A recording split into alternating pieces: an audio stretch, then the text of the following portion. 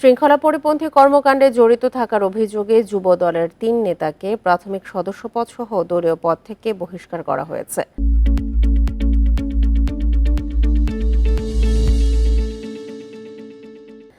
রোববার জাতীয়তাবাদী যুব দলের কেন্দ্রীয় নির্বাহী কমিটির দপ্তর সম্পাদক নুরুল ইসলাম সোহেল স্বাক্ষরিত এক প্রেস বিজ্ঞপ্তিতে এই তথ্য জানানো হয়েছে।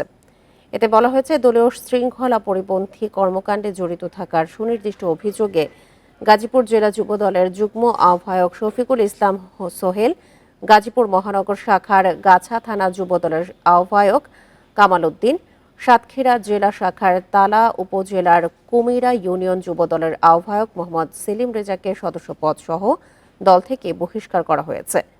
বহিষ্কৃত নেতাদের বিতর্কিত কর্মকাণ্ডের কোনো দায়-দায়িত্ব দল নেবে না এবং যুব দলের সব পর্যায়ের নেতাকর্মীকে তাদের সঙ্গে সাংগঠনিক সম্পর্ক না রাখতে অনুরোধ করা হয়েছে প্রেস বিজ্ঞপ্তিতে।